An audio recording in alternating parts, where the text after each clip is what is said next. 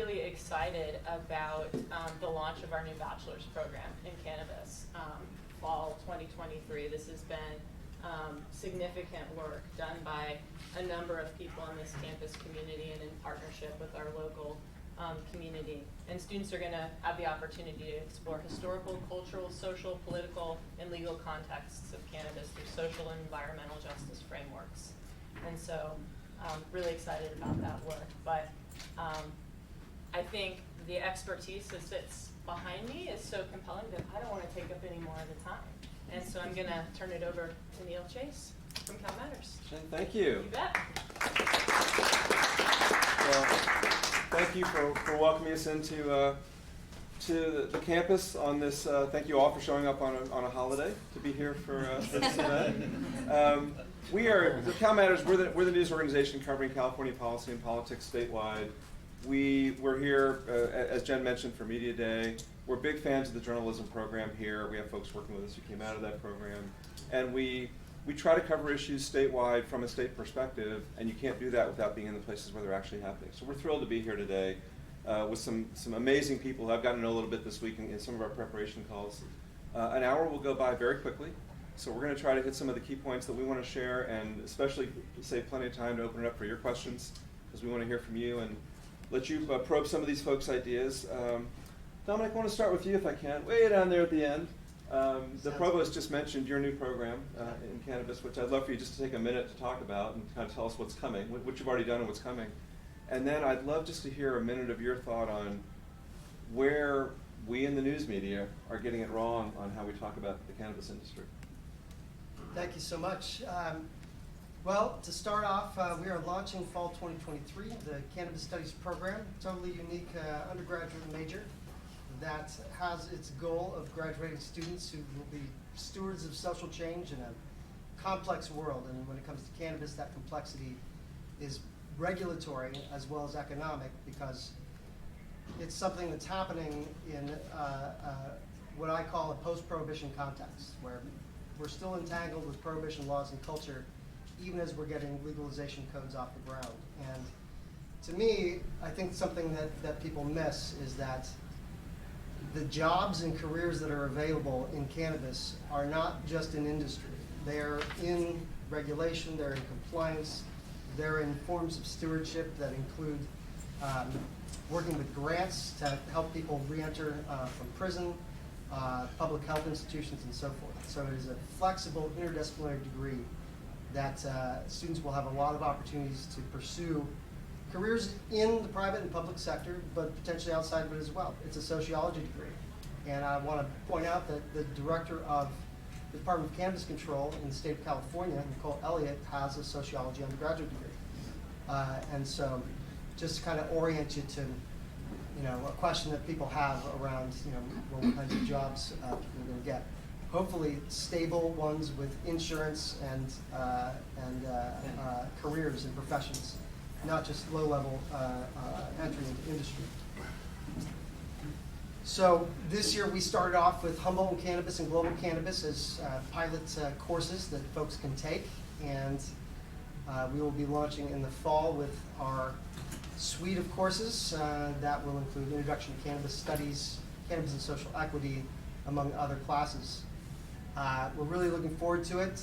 We have at this point a solid, robust, incoming confirmed group, plus whoever is here already that may choose to go into cannabis studies as well. So we're really looking forward to that.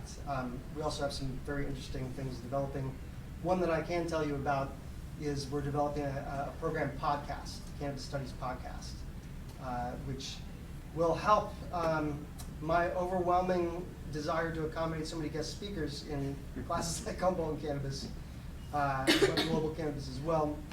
So it will feed into the curriculum as well as be a good example posted online of what we talk about when we talk about cannabis at Cal Poly Humboldt.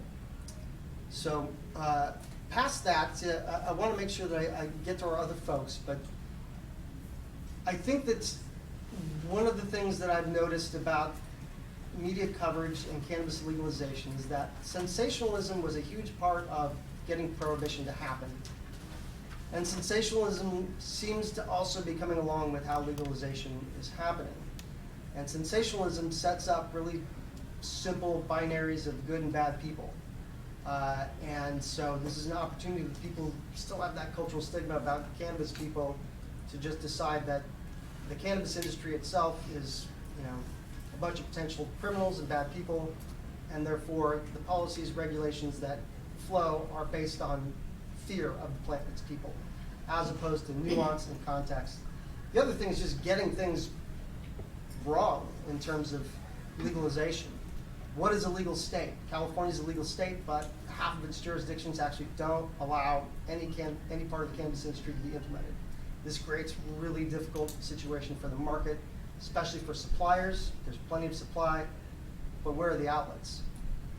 They're banned from many urban areas, and where there are urban areas, there's a lot fewer retail outlets than we saw under the medical regime, which is a problem because under the medical regime, the retail outlets were much bigger, much more expansive. There was plenty of supply and shelf space, but because of local control, we're really limiting that, and we're limiting like where those retail spaces can be. So when we talk about a legal state, usually you see a map and it's like, oh, the whole state is green if it's legal. Maybe it's pink if it's medical, and like people just consume that. It's like, oh, we've got legal cannabis, and even in legal states, we do not. And California is actually not unique that way. This is a problem everywhere. So my broader interest is in helping the media cover cannabis in a more nuanced fashion. It's not about the headline cycle, and that doesn't dissolve, cannabis and cannabis people into here's the good guys and here's the bad guys. So what do we do? And with that said, I believe that my co-panelists can really, I think, fill in those blanks and go beyond. So I want to turn that back over. Dominic, thank you. This is a conversation about the news media and cannabis, and we want to do two things, right? We want to look at journalism. This is a journalism school. Let's look at journalism and how it's doing in its coverage of this topic, but let's also look at what's being missed, right? And what are the stories that aren't being told, or how to change that. I neglected earlier to welcome all the folks who are watching online. We have a bunch of people watching us virtually as well as the group that's here, and thanks to our friends at Access Humboldt for sharing this. Kim, if you would, give us the short version of the amazing start that you've made to a news organization kind of from scratch in recent years, redheaded black belt, and then how you describe your cannabis coverage, how you think about covering the industry here. Quickly, I started my website as a soccer mom kind of thing, a blog. And then quickly discovered that I couldn't keep my mouth shut and started writing about things that scared me to death to write about. I remember the first time I wrote about cannabis, I shook while I was writing about it, and I shook when I was publishing it, because I was an illegal cannabis grower. So I come from not only being a journalist about cannabis, but you might say I'm embedded heavily in the cannabis industry, so I have some sort of perspective that way. And then your second part of the question was? What is your role, so with that unique background, right, as a person in the industry and a person writing about it, how do you think about your coverage? How do you cover this industry in a way that is journalistic and thoughtful, but from your perspective of knowing a lot more about it than most of those folks who drop in once a year and write a story and leave? I think one of the most important things that I am able to do that I don't think that's easy for journalists coming from outside of the area is I'm able to comfortably use anonymous sources, because those anonymous sources are not anonymous to me, and they're not anonymous to me as in I knew their grandmother. I know them deeply, and so I'm more comfortable knowing that when they tell me something, they are telling me the truth, and it is repeated, and it is a facet of the cannabis industry that I'm already aware of. That is a harder thing from someone coming from outside of the industry to develop. The best way to do that, though, is find people who are trusted within the industry and get them to help you find sources that will do that. So anonymous sources, one of the challenges there is readers trusting you if you are citing anonymous sources. So you have to have a level of existing trust with your readers to where they believe there's a good reason for that person to be anonymous. Yes. Do you have that kind of relationship with your readers? I do, partly because when I first started writing, I wrote in a large part, for cannabis growing people. I wrote for Southern Humboldt, and Southern Humboldt is, in large part, a cannabis growing community. And people, my parents had come from the non-cannabis side of that community, so people from that side of the community trusted me. And then I married into the cannabis growing aristocracy? I don't know, do we have that? Sure. My husband's father was well known as a very good grower. And so people trusted me from I got really old OG growers, they are called, to talk to me about deep secrets because of him. And I got people who hated the cannabis industry to talk to me because of my parents who were Caltrans and school workers. And that allowed me a breadth across the community. Then that trust built out as I started with I covered Southern Humboldt, then I covered Humboldt, and then now I cover pretty much from the Oregon border into Trinity and down into Mendocino County. It's amazing. That's the value of community journalism and the trust that you can build on both sides, right? Yes, I Sources think it's and the audience. I think it's critical to build don't try to jump really fast. Build your audience and your trust with your audience, and that requires you taking hits. I mean, people saying to you, "You're wrong," and you having to adjust if you are wrong. Say, "Yes, you are right. I was wrong. This is where I believe is correct now." And understand that you're going to develop over time yourself. I mean, when I first started, I thought the growers were all the good guys.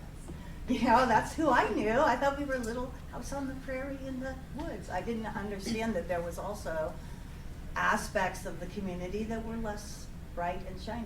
Mm-hmm. That's fascinating. So Claire, you're a filmmaker, right? I want to hear a little bit about how you got to be a filmmaker. And do you consider yourself a journalist? Yeah, I consider myself a documentary filmmaker. I grew up here. I'm from Southern Humboldt. Kim and I actually were neighbors. She's known me my whole life, so it's cool to have this opportunity to be professionals on the media panel. But I consider myself an insider to this topic, having grown up around cannabis my whole life. And I set out to do this film to sort of challenge the dominant narrative of growers that are criminals, that are stealing water out of the creek. It's affecting the salmon. Those kind of environmental issues have gotten a lot of coverage, and I think that's a good thing because it's calling attention to the problem, but I realize there hasn't been that much representation of solutions, of people that are doing it in a positive way. And it's true that not everyone, cannabis is a water intensive crop. Well, not everyone is using that many resources. There are some people, and it is kind of a niche within this culture, that are doing regenerative farming. And so that's what the focus of my film is: 3 family farms that are growing regenerative cannabis. They're also raising animals, they're raising families, they're growing vegetables and for the farmer's market. And so I think I really wanted to destigmatize this idea that growers are only harming the environment in a bad way. And I would say it's different than most journalism that I have seen. Most news coverage of cannabis tends to focus on the bad parts, and a documentary, you have, I think, the following 3 farms over the course of a whole year, I was able to build trust. They were able to really open up their homes, open up their lives, and let me and my co-director just be, as immersed as possible in what they do on the farm every day. So it was a real insight into how hard they work. Like, farming is hard work, and how they're struggling. But I think the focus of the film is less, the struggle is, all small farmers are struggling, really, and they're no different, but really the idea was to show something that would be positive representation and inspirational for people who see it, to go, oh, this is doable, I can support these kind of farms, I can go to my local farmer's market, and there's something that we can all do about climate change, about planting cover crop in your backyard, we'll sequester some carbon. That's something we can all do. So, yeah. And we will be screening the film at 1 o'clock, followed by a conversation with the director and filmmaker and proprietor. And so we'll have a chance to kind of dig that. I get to watch the film already. It was fascinating to me to see the perspective of what people think of as pot growers versus these are family farmers, and this is one of the crops they're growing. And how to choose one crop that's going to be just a whole lot harder to grow than other ones for reasons that are all not caused by nature, right? Yeah, it's that's a fascinating story. just one of the things that you can compare and contrast. These farmers who are growing, vegetables for their local communities, and they can just bring them to the market and sell them directly to farmers. And if you look at the same hoops that they have to jump through just to get their cannabis directly to consumers, it's crazy. So that was another. It's not direct to consumer. Yeah, it's not possible, and so that's another thing we wanted to illustrate that. Yeah, no, it's great. I hope you'll all be able to join us at 1 o'clock for that screening. So Kirby, a lot of people live in California consider this to be the north, but you've worked a little farther north in your career. You've been all over the place, and like Alaska. And I just think about, from your perspective as a journalist, coming here now and seeing what the economy is like here, what things work here. How do you see students viewing cannabis as a story? Right? What do you see? Are people, people go to a journalism school at American University in Washington, D.C. because they want to cover politics, right? Do people come here because they want to cover cannabis? Are you seeing interest among the students? That's a great point. So I've been here since 2013, and I noticed when I first came, the students in class, pitch these story ideas, and the students, they would just clamor to do a story about something in the, as they called it back then, the weed industry. So all the language changing around that too. I want to get into that maybe a bit later on, but so they were just interested in these are all kind of maybe stereotypes now, but the Trimmigrant culture. They were looking at stories about how some of their peers in the classrooms were out working in the industry. They would say up in the hills, all those kind of things. So a lot of coverage that they wanted to do then, but in 2016 with the legalization, I noticed in my classes, and maybe Deidre, Jesse, you've noticed this too, that the interest started to wane. Did you see that kind of? Yeah. Yeah. We begin to see that the interest in that coverage began to wane, and I just think I wrote these 2 words down today, and I thought about culture to commodity, and I think that I begin to ask them, why are you not as interested in the stories around, marijuana, weed, cannabis culture? And they were saying that it's just, now it's about policy, it's about business, it's about accounting, it's about all these things, but it's not about people anymore. And so they just kind of lost interest in a way. And so we try to get the students I asked them the question, not to sensationalize the coverage of the cannabis industry, but I asked them the question, what does cannabis mean versus what it meant 4 years ago when people were calling it marijuana, when they were calling it weed. And all these, the legalization, the jargon around the culture now, we deal with that. We deal with that, and they're scrutinizing that. And, but yeah, their interest is different.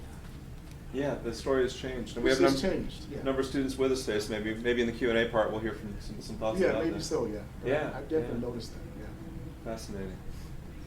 So Nicole, there's a GoFundMe page to support your work that describes you as, the hardest working journalist in the county and covering all the stuff that nobody else is doing. No, I didn't write that.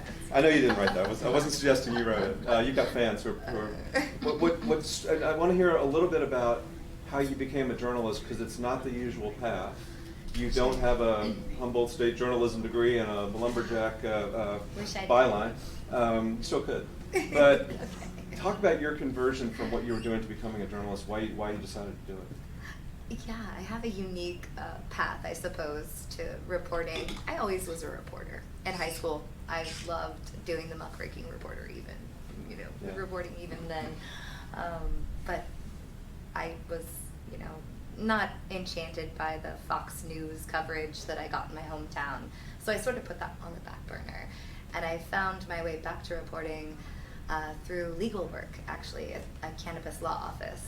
The law offices of Eugene Denson. He's quite an amazing, legendary attorney in Southern Humboldt, and he's an expert in the abatement program. He really helped folks stand up to the government and the injustices they were imposing on them, having them tear down their structures because somebody grew cannabis in the past in them before they bought the property.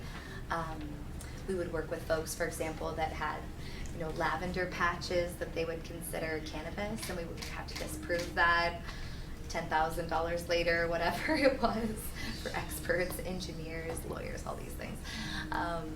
We would have to do things like prove that like a chicken coop had been existing for so long, or how far away it was from a dry stream. Just because cannabis was involved, there was so much you had to go through in the law office.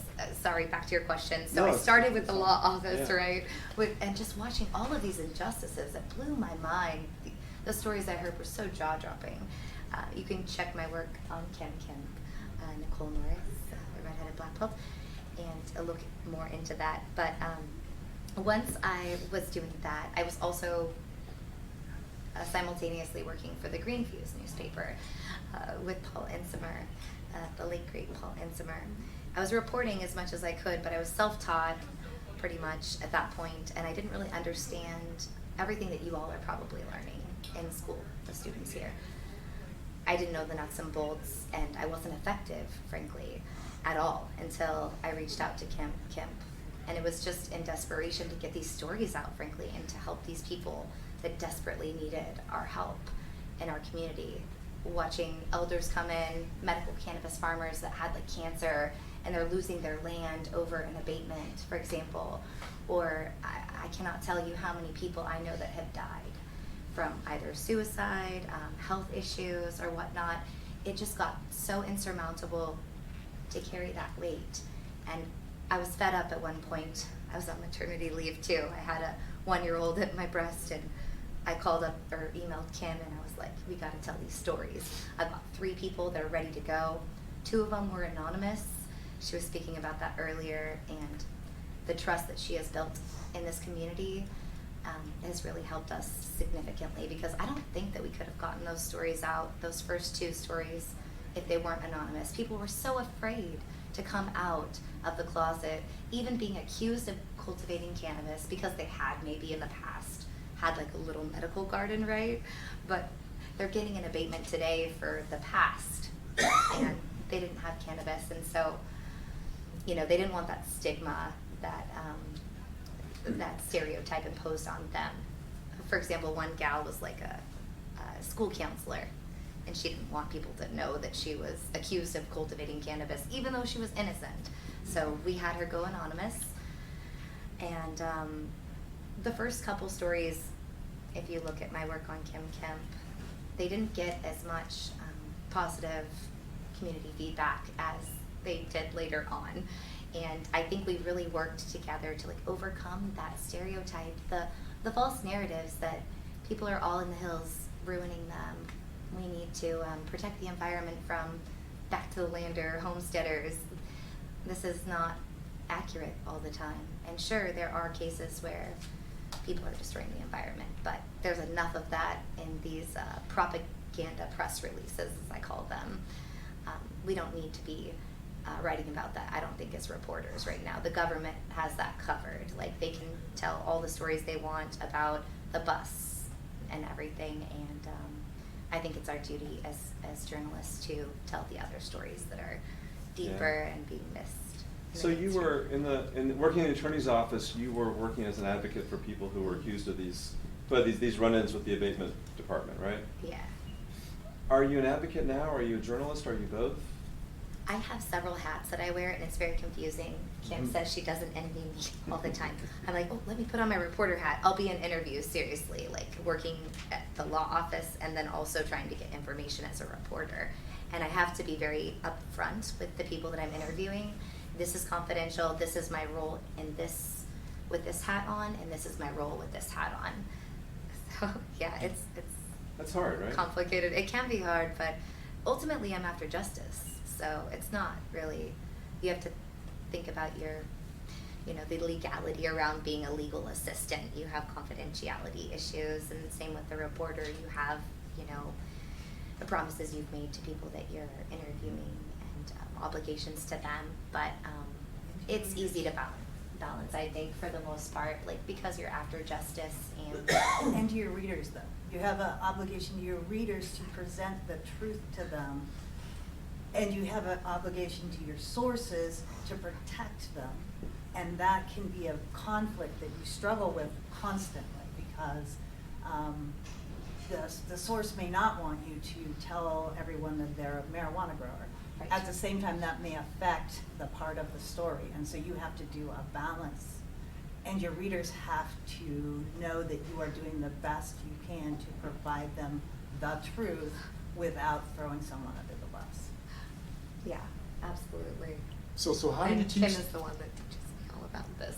So I have a question for both of you. Like, how do you teach that to a 18, 19, 20-year-old student who's going in and they're taught, maybe not me necessarily, but this idea of objectivity and the idea of conflict of interest, and so it becomes pretty rigid for students, but how do you teach them to wear those multiple hats? You teach them to be very, very clear with first themselves what hat it is. That's what I had to learn. What hat am I wearing? Is this a friend I'm talking to because I live in this community? Is this just my friend? Or am I now going to write this story? If I'm gonna write the story, I need to tell that person, I would like to write that story. Are you comfortable? Because we were friends when you told it to me. Now, as a reporter, I'd like to tell that story. Are you ready? Are you willing to go that far with me? You're gonna walk over to this other hat. And if you found that friend had some dirt in that past, in that story, would you write about the dirt of that friend? I published stories about my brother, yes. Okay. And he was not happy. Okay. All right. But that's in that situation, and there has been a lot of talk in the industry about objectivity actually, lately, and a lot of debates about what that really means. And if you go cover a car accident, you have to go interview somebody who thinks car accidents are good and there should be more of them, right? We're not stupid about this, but you need to bring that perspective of a journalist of looking at different solutions and different answers to the problem. But it is not a new problem that if you're a journalist in the community, you often know the people you're covering, and you have to Almost balance how you always, do that, yes. right? It's a little different now. If you're a journalist in the community and you're an advocate working on behalf of them, and you're in a really messy, confusing legal situation given the regulations, which leads to, I'm just keep leaning on you here for a minute because you're doing such fascinating work. There's a lawsuit being heard next week, Yes. right? Tell us about that. Oh, please join us if you want. I'll definitely be reporting on it for Kim. Objectively. Yes, of course. In fact, yeah. As long as the news slows down a little bit, you should get an article Sunday from Kim and I on the federal class action lawsuit against the cannabis abatement program in Humboldt County, which, if we win, could have impacts that are far out, reaching beyond Humboldt. And that is not when we win. Yeah. It's You're when right, they you're win. right. And that's what I I heard keep that. having to We remind all her heard as that. the advocate. You're not the advocate here. You're wearing your journalist hat. Yeah. Kim's taught me everything I know about reporting. Literally, I would be nowhere without her, and it's because of her that this class action lawsuit is happening. Truly, because she's taught me how to be more balanced in my reporting, where I didn't have that before. And as a result, the Institute for Justice read our articles, and actually two different people, the lawyers from across the country, were like reaching out to her and I didn't know that they were not aware of each other, but they were really interested in the stories of the cannabis abatement victims, because maybe what they're doing at the county level in the planning and building department and code enforcement is unconstitutional, potentially. And on Tuesday, 25th at 11 o'clock at the federal courthouse near the airport in McKinleyville on Boeing Avenue there, we'll be in front of a judge and deciding whether this case is going to be tried. We talk about procedural matters in this first one. Again, check Kim Kemp, and I'll have an article hopefully up Sunday if the news slows down. It's been kind of hectic this week. I love the concept that you know, Kim, you found somebody who's passionate about this issue who can cover it, and you're coaching her on moving into a different way to think about it than the way she did before, as opposed to saying, sorry, you can't do this, you're not an objective journalist with a journalism degree stamp on your resume and who can both sides every story. How do you think about doing that? I think that small news organizations like mine, which basically until this last year has just been me, and then just a few stories here and there, like Nicole's, you have to take what you have, the material you had at hand, which is, in this case, a very knowledgeable person, a very passionate person, and then try to get her not to say we when she's talking about a court case. Oh my gosh, you know, you have to work with people where they are to help them communicate what needs to be communicated to the community, which means I have to try and take I'm a grower, I'm a member of this community that have my own opinions, and put this is what's fair. If John Ford, who I happen to like very, very much, who's the head of the Humboldt County Planning Department, is going to read this article, is he going to think that I was fair? Not that he likes everything I said, but was I fair? Is everything I said true? And that is what I'm trying to teach Nicole. We have to ask John Ford his point of view. We have to ask Sheriff Hansel his point of view. And the thing to remember is very, very few, you know, it's easy for students to get into cops and government are bad people. This is rarely the case. They're not knowledgeable on subjects often, and they don't have the full information. And if you treat them like they're human beings, they're going to treat you like a human being and give you better stories, and what you will find is that you are actually making a difference in changing their mind and changing policy in ways that don't seem obvious to people from the outside. I've done it. So, Dr. Moss, as the department chair, do we change our curriculum to reflect some of these things we see going on? Are there things that we're doing that we should be thinking about differently? Or is this the right way things should be working, right? We teach a lot of the traditional journalism skills and ethics and things, and then you've got this other journalism school going on between Kim and Nicole that kind of creates some new kinds of reporting. Should we be thinking about the curriculum differently? Yes, I think so. I think that idea of, and I think that's the balance that you mentioned, is because in class the students are saying we a lot. We're saying our, and we go into their stories and it's like, you can't do that, you can't edit that out. But I'm also trying to figure out ways to, how can we incorporate first-person objective journalism, those kind of things, because we never learned that in J school. So they want to be a part of the story often, and they have opinions about the issues they report on and write about. But yeah, I think we're trying to figure out how to blend both of those and to make it fair. Not just like dismiss the young journalists from the storytelling. And they look at Vice, often as a model, and Vice was doing this thing, but yeah, we have to shift, I think. Yeah. We definitely have to shift. Dominic, as the person who's been watching the industry, the only person running a program like this at a university in the country, what does this story need? What's the right way to tell this story? Do we need more Nicoles? Do we need more mainstream news organizations building a beat around cannabis to treat it like every other industry they cover? Well, in order to have more Nicoles, you would have to have more money to pay Nicole. And we also have to pay Nicole more. And so, Yes. and this is one challenge too, is that Nicole is a person that's working on the margins, socioeconomically.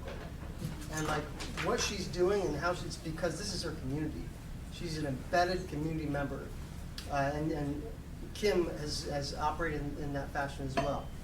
And so we have a basic sort of economic problem when it comes to journalism, and I don't think it's exclusive to like just Nicole. I think more broadly speaking, we have far fewer actual full-time paid journalists out there than we did 10 years ago. Right? So there's a broader issue with media and journalism and the concentration of media power in the hands of a few very large corporations who are all paying for press releases to get published as stories. And so we're working with, I think this broader context, and this is a local variation of it. And so, yes, we need more Nicoles. We also need to figure out this problem, this bigger problem with, I think, the corporate media complex and the monopolization, essentially, of news and news media outlets. At the same time, I think in order to have more Nicoles, for example, I want to go back to something that Kirby observed earlier, the shift in student interest as the general topic has shifted from culture to commodity. One thing that I know off the bat right away, because I've been in and around this for 13 years, is that students at Cal Poly Humboldt aren't as embedded in the cannabis cultural economy as they were before, because the cannabis cultural economy has shrunk considerably under legalization. And the opportunities for students to, help finance their college education or do whatever else that used to be pretty common here. That, Humboldt was unlike other rural places in that whether it was formal or not, they could come here and they could get jobs.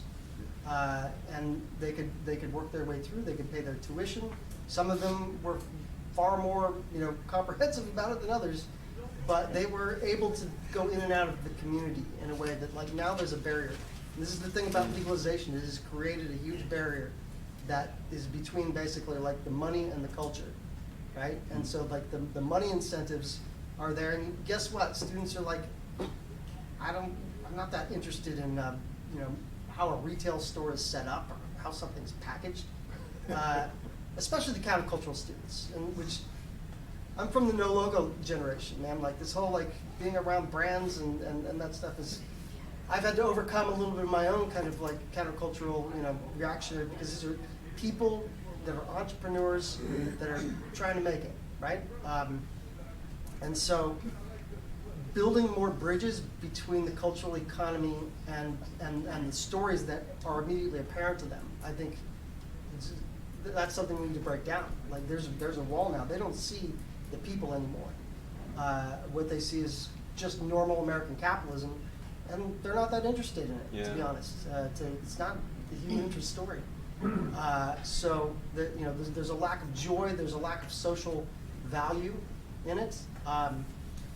And that's another big thing to work on with legalization, is that it's sterilized and standardized cannabis to a point that is just uninteresting, except as essentially like a, how are these people like making it? Like how are they resilient? How are their communities falling apart, and what are they doing about it? Why are they still in this? Because it's not to make money. It's to not be displaced from their communities. And so I think those are very interesting stories that I know about, but like maybe the rest of the university and so forth can't steer them in that direction, right? Because you're also separate from it in a certain way. It was coming to you through your students before. And maybe there's some responsibility for our faculty members to go there, in a sense, to be able to show the students like what the interesting stories might be, now that it's not just sort of coming to them through their students. So let's talk about that, right? For anybody on the panel, what is the next story? What stories have we not told yet? I'm not trying to make you give away your next film, Claire. You feel free to, but what are the stories that we haven't told yet that need to be told, especially in light of what you're saying, Dominic, about how, in a sense, because this has become a somewhat legal business, all of the important economic issues and everything tend to fall in that category of like really important but sometimes dull economic issues, as opposed to fascinating people stories, right? What stories have we not told yet that all of us who tell stories for a living should be thinking about? Dr. Moss. I think the story we haven't told in this industry and in this culture is the story of, Black and brown folks and their role within, on the bright side, as you said, of the industry. And so much of what we heard, historically has been about the dark side. And, there are business owners out there. I remember reading a story, because I'm from Colorado, came here from Colorado, and a really great article in one of the weekly publications about, how Black and brown dispensary owners were starting up their own little spots, and it's like, wow, I never hear those kind of stories. So that's, for me, would be something I would kind of direct students toward. And that's an area that the economy and the businesses around that kind of conversation is something that you cover and write about yourself. Well, yeah, I mean, I have, yeah, Yeah. but I Yeah. since so much of the conversation around with cannabis now is about business. Yeah. I'm asking them, who representation, who they look like. Right. So that's, Absolutely. yeah. Other thoughts? Well, I found out recently about Dr. Caitlin Reed, who's here in Native American Studies, is coming out with a book on settler cannabis, she's calling it, which I think is looking at the legacy of settler colonialism and these extractive industries that have happened here, from the gold rush to timber, and she's including cannabis in that and coming from a local Native perspective.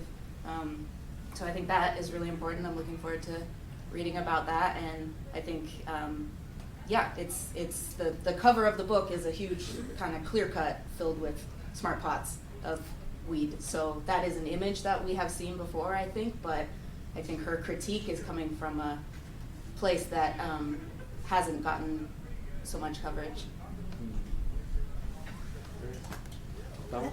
I'd like to see one, sorry, did I No, say no, one? No, go ahead. no. Go ahead. I'd like to see some development of stories about the culture being ripped apart. The communities of Southern Humboldt, economically, of course, is being devastated, but it's our culture that's killing us, or that our culture is being killed, that is ripping our heart out. I'll cry if I start talking about it too much. But to watch people who have grown up their whole life living a certain kind of way, not being able to live that kind of way anymore, and having to move away from the roots or having to change their whole life, that is gives me more empathy. I always thought I was an empathetic person towards different cultures being destroyed over time, but to watch it happen in real time is devastating. Specifically because of legalization? Yes, because of legalization. I mean, I knew it was going to happen, and it was still the right thing to do to be legal, but it doesn't mean that the right thing to do doesn't hurt people. I see you That's crying out there. Me too. Tough one to follow, and I want to highlight that for sure. I think on a related note, I've spent a lot of time over the last 4 years talking with communities impacted by cannabis criminalization and the war on drugs, which is essentially the essay prompt for the cannabis equity assessments that I have humbled to have done quite a few of them in the last 4 or 5 years. And the story often comes through people in those communities who are currently hurting, right? As though the impact was in the past, essentially. And that basically, like, the impacts that are relevant to GoBiz are, pre-2016, as though we don't still have prohibition, and as though what is happening in legalization isn't the direct function of legalization happening with prohibition. Federal prohibition, local control, and in between, things are really hard. And so I would love to see more stories about this entanglement. The literal entanglement of, like, federal prohibition means, small businesses don't have access to loans.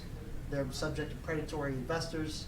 They're dealing with, burner distros that are taking their product, not paying the farmers and exporting it to New York. So I'd love to see more stories about that. And I suggest that also, it's been very interesting because in each of these counties, especially the rural ones, there's this cannabis fatigue setting in at the regulatory level, because what they've been asked to do has been essentially very difficult, actually. And the whole story of how rushed they were basically to get this, through by the states, and as a result, like, their struggles implementing and staffing efforts to get people through, finding qualified people to work to do that. I think that those stories about the difficulties of local control, in the context of a time frame that was kind of handed down to them, there's some really great stories out there that could really shine a lot of light. And there are a lot of government workers that I've spoken with that are incredibly compassionate, actually, and very aware of this is not the fault of the people we're trying to regulate. And working with like local politics, say in Trinity County, where half the eastern half of Trinity County is not like the western half of Trinity County politically. And so I think the stories that can help us provide local contexts essentially for a system that is so complex that it is local, state, federal, and global in terms of like the noose, the many nooses that are around all of our necks as we try to make this work. I'd like to see those. Is there a place for some kind of a collaborative effort between the two departments? Is there a reporting class on Always. cannabis or something like that coming up? We, in fact, for our major, our students are absolutely like, if they want to go the social stewardship route that is journalism, that is an option. Like we have the core cannabis classes, and then we have journalism classes that count for our major, up to and including different ways of reporting and so forth. So that is a pathway that's already there, and since we're launching next year, like I would love to build on that. I think this panel is a good example of something that we could do on a regular basis. So, I think that there are many rich opportunities for collaboration. No, that's great. One of the pillars of undergrad journalism education is that you're not supposed to take all your classes in journalism school, right? You take a certain number of credits in journalism, then you go out and learn something you can actually report about, because otherwise you could write for the journalism review, I guess. That's the only skill you have. You don't know something beyond journalism.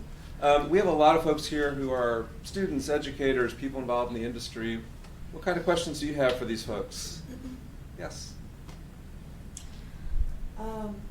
My name is Ruby Cayenne. This is less of a question. I might finish it with a question. I'm here with my work, Access Humboldt, and I'm a journalism undergrad here. So this makes me feel somewhat uncomfortable, but I feel compelled to speak. I grew up in this community, born and raised, and I grew up with every single person around me growing cannabis. Well, to me it's marijuana, I'm sorry. And I grew up with people who grew up in the fields, and I grew up with people who grew up growing in town.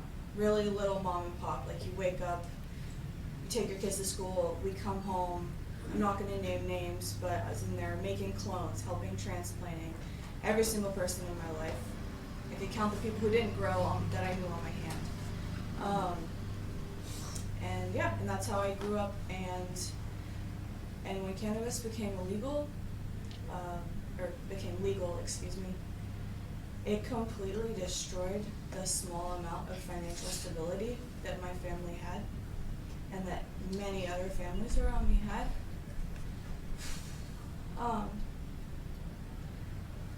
It's been really hard. A lot of people going back to school in their 50s.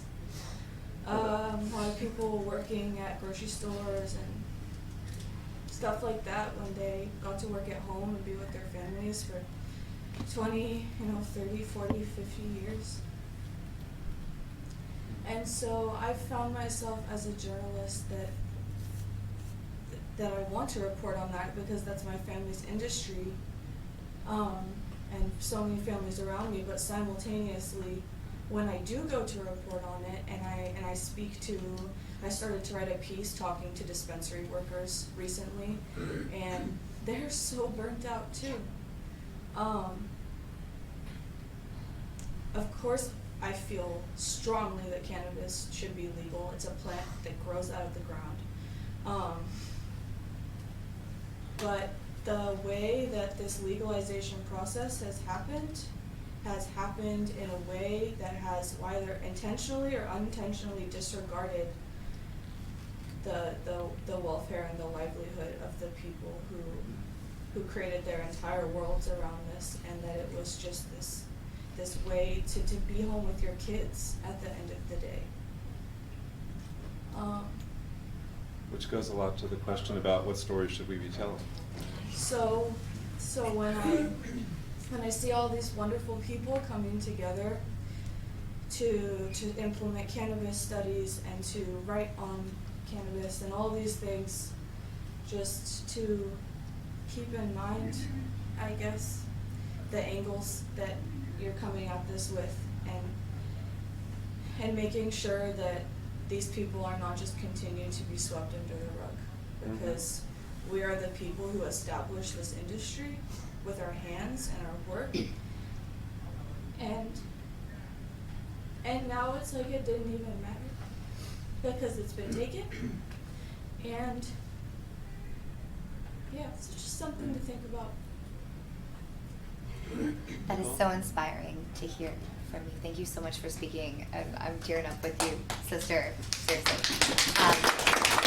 What you just spoke about is my passion, and it really speaks to what you brought up about what story should we be covering right now. I think the more we focus, thank you again, I just want to give you a hug.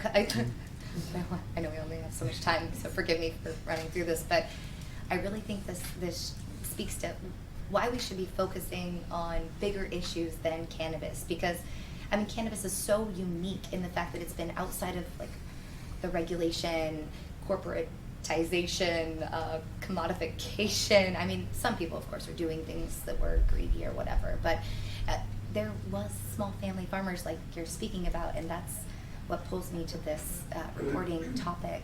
I really care about this culture because it's so novel in our society, right? Like, what other industry exists without regulatory capture and capitalism involvement in such a degree, right? And legalization to me has been, personally, I feel like the recriminalization, just an extension of the war on drugs, another manifestation of it. In fact, when I speak with elders, a lot of the times they're like, hey, don't forget, I know you're covering the abatement program, which seems new, but it's not. It's the same tactics they've used against us for 50 years.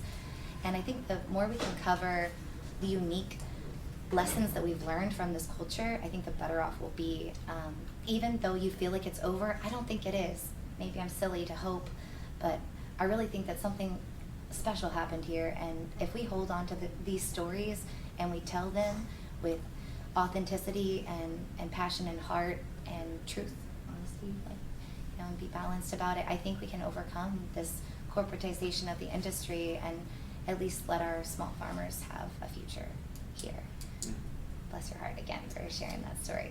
I really resonate with it. Thank you. There's another hand here. Yeah, I just want to reiterate, I feel like what you guys have said has touched on it a couple ways of what is important to talk about, and it really is the people and the community. And it's unfortunate that it's transitioned into this commodity and all the economics and all the talks about all the money and everything, and how there's been all this money and that, it doesn't matter anymore because now it's going this way, and the stories are about the people and it is about the culture. And there's different ways that can be told, I think. One of the hugest things that I see, and it's taken propaganda from the beginning and propaganda now, but is like the fear around exposure, I guess, or like normalizing the conversation about weed. Like, I had workers' comp tell me this morning that our CEOs rates are the same as the production level people because there's a risk factor involved by them being exposed to the marijuana when they're walking through the room. And I'm like, really? Like, I'm more exposed to chemicals in the pantry under the sink when I go in the break room. Thank you. I don't like this talk about the dangers. Like, I'm all about protecting the kids, but like, they're not gonna get hurt from walking through the garden. And so to be able to normalize the conversation or understand that there's not this threat from the plant. Like, let's talk about it being a plant. Like, there might be other things down the road that there's exposures to chemicals, maybe at the production line that, concentrates and stuff and getting their hands on. But when we're talking about the cultivation and the culture in there's not a threat of exposure or damage being done because of the plant itself. And there needs to be a more attention and focus to that and how the culture has thrived actually around this plant and how people have thrived around the plant. The plant isn't going to hurt anyone. And you have to tell that story to an insurance adjuster who's probably never been in the state of California, much less up here. Or there's being told something from a higher level or from another level. A lot of the regulations are stumbling I mean, it's kind of working itself out now, 6 years later, but stumbling because no one was willing to take the step and be the leader. Everyone was looking to someone else that was gonna tell them what to do, or that was gonna take the step of being the first one without them being like, that's not the way we do it, or aren't you worried about this, or what about this, what about that? Instead of just taking the step, making the thing happen, and they're not being a threat and figuring it out. So that points to the idea that this is so much more than educating people around here or telling stories that have some kind of local effect, or even local effect on the local government, which Nicole, you've been very focused on, right? But there are national government, national industry, somebody running an insurance company. And so is there a need for a different kind of storytelling that's reaching other kinds of people, other audiences? Do we talk to ourselves too much about this? We're definitely in a bubble. Go ahead. My name is Guy Roquart, CEO of Pop & Barkley. We have a business here in Eureka. I think the word that we're all looking for here is shame. Whenever you have systemic bias, there's a huge shame component. And what we find with insurance adjusters and other people is there's so much bias that the first work we have to do, even though it might be legal in this state or legal in other states, is ask folks to think about how they've been programmed since probably birth. Most of us are not old enough to remember when cannabis was legal back then. And kind of like step back and say, okay, well, what preconceptions do I need to put aside so I can actually look at real science? We come across it all the time in terms of insurance, in terms of anytime we have to buy something, people are unwilling to work with us because there's this feeling that somehow this basic plant medicine is going to cause us to do things that are irrational. It's still like reefer madness. That concept is still printed in people's minds. I want to first thank I came a little late, but I'm very thankful for this panel because I've been here 7 years building this business, and it's only now that legislators and county officials are starting to see, oh, well, maybe we need to embrace cannabis. They too hold a lot of cannabis shame, and Humboldt has fallen behind. The rest of the state is overgrown. We're still dealing with things like HCRI, which is a ridiculous initiative that we're going to have to fight. We're still trying to abide by 1 acre caps when the rest of the state has gone off the rails.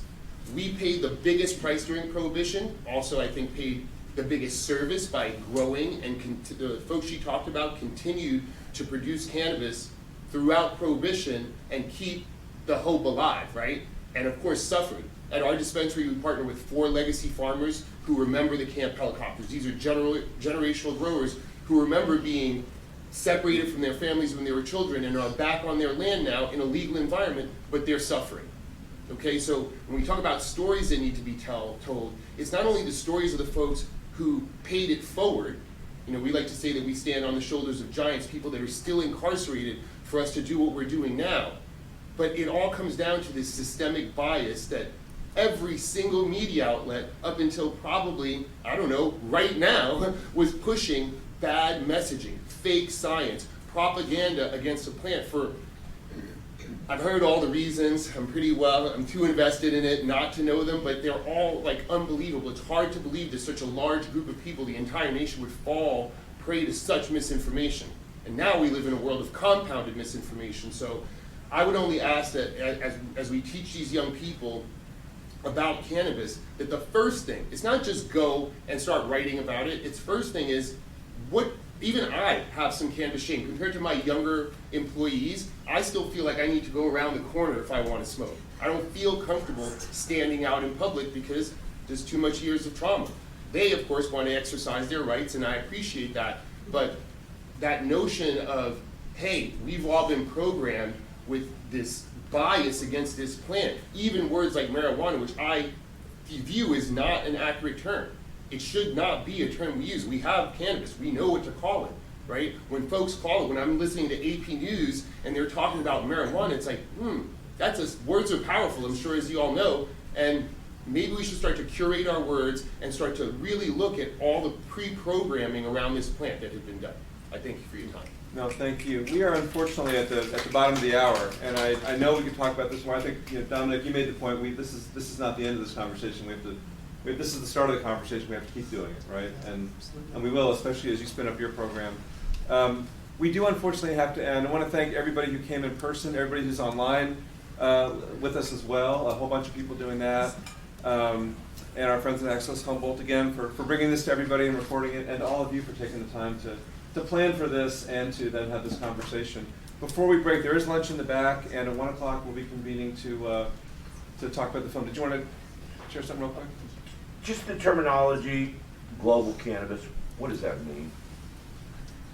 It means it starts 27 million years ago and covers the entire globe. We didn't actually invent the plant in this county. Yeah.